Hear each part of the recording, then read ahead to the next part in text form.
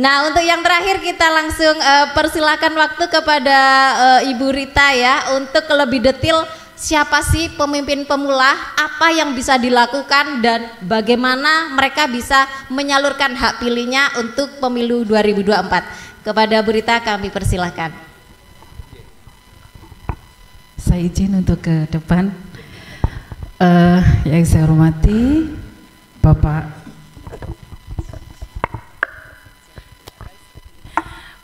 Anwar dari Kesbang, PPKP Jombang, yang saya hormati juga Mbak Ana dari WCC dan juga teman-teman penyelenggara untuk siang hari ini, Bapak Ibu hadirin yang luar biasa yang sampai saat ini masih stay di tempat yang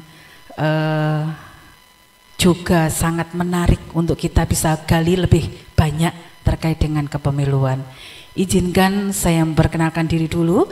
Saya Rita, saya anggota KPU Kabupaten Jombang, Divisi Sosialisasi Pendidikan Pemilih, Partisipasi Masyarakat dan Sumber Daya Manusia. Masih semangat ya? Masih ya? Yang di ujung sana juga masih semangat ya? Ini adik-adik dari mana? Oh, dari pelajar ya. Baik. Bapak Ibu sekalian, tadi yang sudah disampaikan oleh narasumber yang luar biasa juga Bupati Jombang yang sudah menyampaikan bahwa tanggal 14 Februari 2024 nanti Indonesia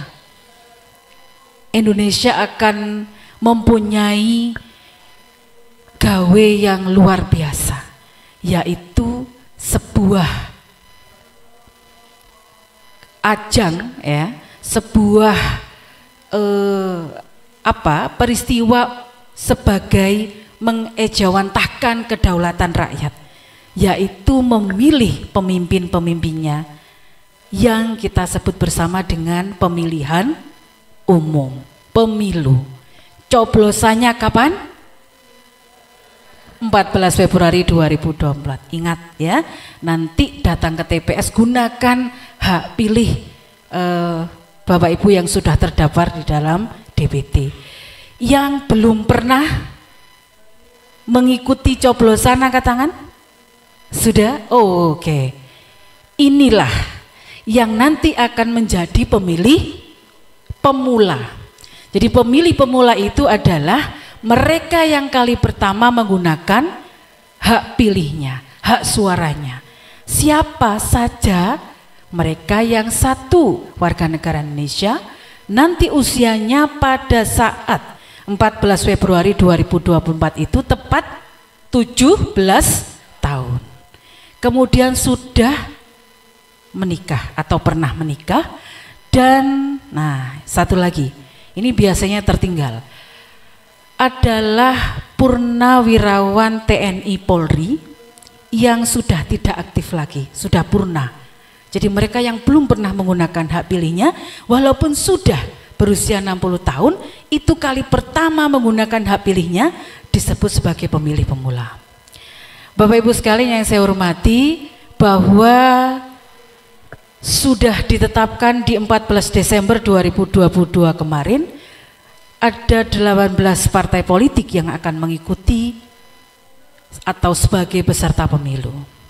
Ya, sudah, itulah yang nanti akan menjadi peserta pemilu di 2024. Nah, tadi yang disebutkan oleh Pak Anwar juga, tahapan-tahapannya saat ini memang sudah dilakukan oleh KPU. Baik sebelum tahapan kami sudah melakukan persiapan atau saat ini. Saat ini kita berada dalam tahap pencalonan. Jadi KPU berdasarkan tingkatannya ya, kalau KPU RI ya pencalonan DPR RI. Kalau provinsi DPR di provinsi, kalau KPU kabupaten kota, kami ini menerima pencalonan bakal calon legislatif untuk tingkat kabupaten. Jadi DPRD kabupaten. Kemarin sudah mendaftar. Kita sudah tutup pendaftarannya di 14 Mei 2023. Sudah selesai. Ada 17 partai politik yang sudah mendaftar.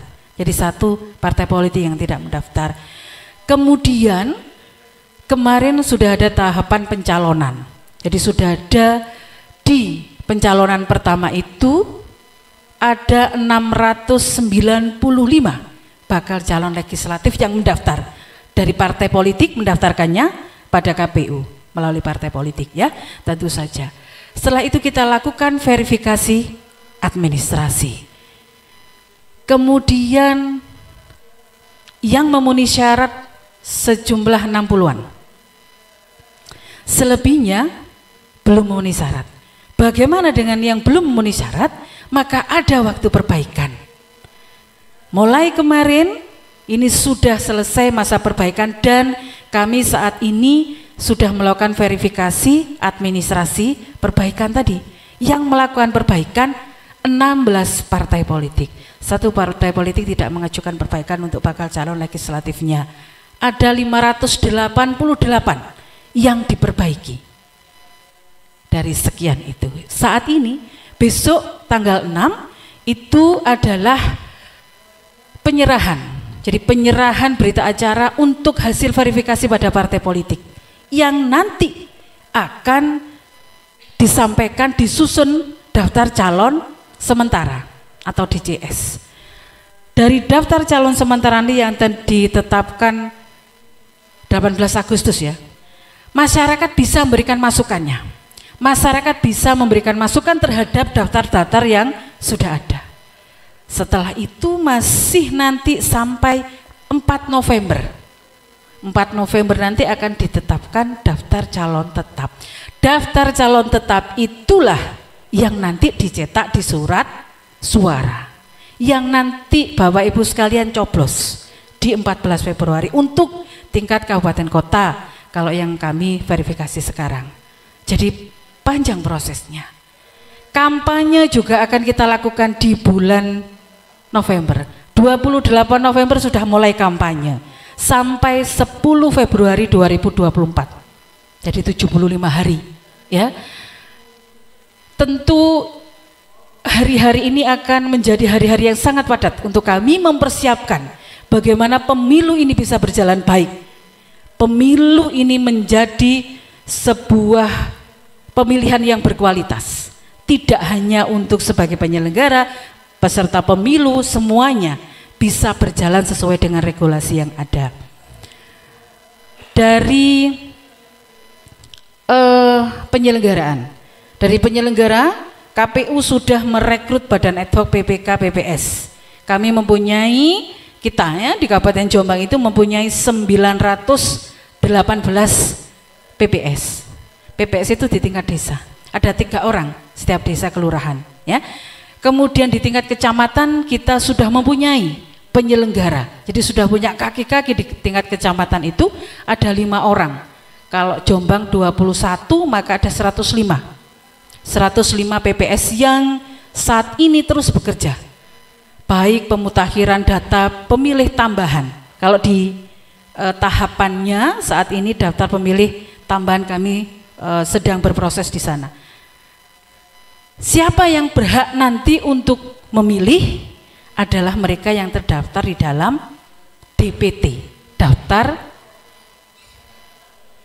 pemilih. Jombang ada berapa? Ada yang sudah tahu?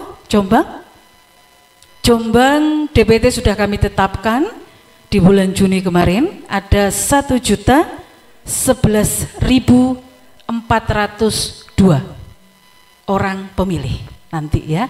Dari persentase yang ada tadi disampaikan bagaimana komposisinya, kami sudah memilah-milah itu berdasarkan klaster usia dan Gen Z milenial ini juga menjadi pemilih yang paling besar di Kabupaten Jombang. Jadi ada 53% kalau di Jombang ya, mungkin kalau secara keseluruhan di Indonesia ada 60%. Gen Z milenial ini menjadi pemilih yang paling tinggi persentasenya di Kabupaten Jombang. Kalau Bapak Ibu sekalian mau detail silakan mengikuti medsos kami ya. Di follow, di like di sana akan ada informasi kepemiluan terbaru. Kemudian Bapak Ibu sekalian yang bisa saya informasikan, nanti kami juga akan melakukan rekrutmen badan ad hoc kami di tingkat TPS. Ada saat ini 3.800 lebih ya TPS yang akan nanti ya di masing-masing itu melakukan pemungutan suara, coblosan di sana. Kurang lebih ribuan nanti juga yang akan kami rekrut. Saya juga jadi berpartisipasi masyarakat. Partisipasi masyarakat ini tidak hanya diukur dari tingkat mereka sebagai pemilih saja, tapi partisipasi masyarakat paling tidak ada 3 hal. Yang pertama, berpartisipasi sebagai peserta pemilu.